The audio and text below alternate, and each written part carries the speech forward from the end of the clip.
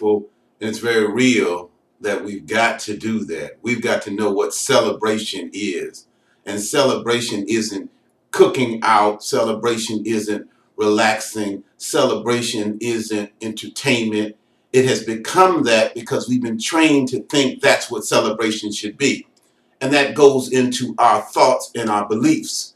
Everything we do, even celebrate, has been given to us, and therefore we need to put that on trial and audit that too, to examine how we are using the legacy of those who we celebrate and what we're learning from it, what we're getting from it, and what we're doing with it. And if the only thing that we can do is eat chicken and eat barbecue and listen to music on those days, then we really don't understand the significance and the importance of the lives they sacrificed to move us to another level. So we've really got to look at all of the things that we do and audit them so we can examine their value before we reinstall them and bring them back to us.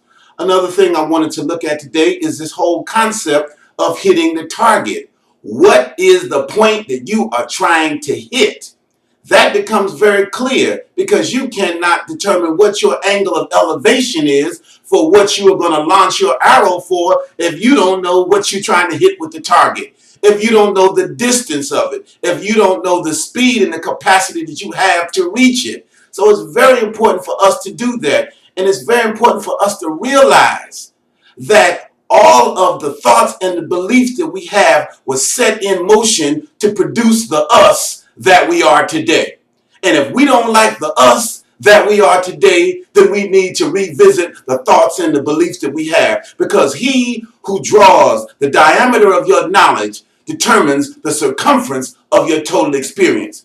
And if we've been taught, trained, educated, instructed, guided, led, and misled to be what we are, then we have to realize we have truly been bamboozled. Because being at the bottom of every statistic that represents health, wealth, prosperity, growth, expansion, development, production, and extension means that wherever we are ain't a good place as a people in order to achieve the things that we need and our people need. And in order for us to change that, we've got to put that audit on what we think. We've got to put that audit on what we believe. We've got to put that audit on what we do. We've got to put that audit on how we do it. We got to put that audit on why we're doing it. We got to put it on when we're doing it, and we have to put it on where we're doing it. That's what people do who are serious in moving from the caboose to the locomotive car,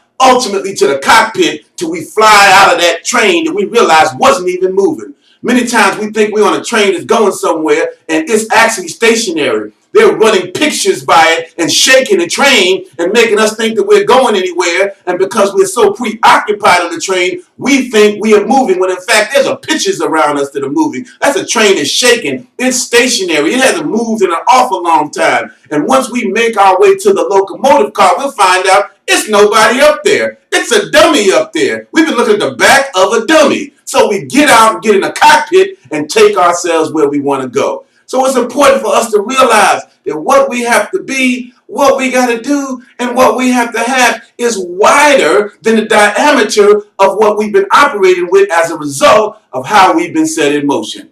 Over to you, Kevin. I'd like to thank you. I'd like to thank you for today. I'd like to thank you for your presence. I'd like to thank you for the time that you have shared with us about the significance, the importance, the changes, and the capacity that we have. It's important for us to realize we have an awesome capacity to transform ourselves and our lives. It's ultimately important for us to realize that the responsibility of change lies in us. We have to change the conversation. We have to change what affects our emotions. So don't hesitate to study this test, study this message, listen to this morning inspirational message on a daily level, a couple of times a day. Get your friends and your family next to it. Create dialogue around it. Leave us those comments on the bottom of the video. Get on YouTube and examine all of the list of tapes and videos that we have on there and create a new paradigm, a new reality, a new spirit in yourself because you are committed to a transformation. We have great opportunities, both here and abroad. Let's take advantage of those opportunities. Let's extend ourselves so that we create the things that reflect what our heart tells us we can have and our spirit tells us we are capable of having. Because our spirit speaks to us. Let's speak back to it with the identical returns that it whispers to us about who we are and what we can do. So stay strong, stay focused, bring optimism into the world that you're around. Bring positive expectations, expand your capacity, bring love, and bring unconditional beauty in the world you touch. This is your friend and your brother Tambuzi saying, I look forward to seeing you next time.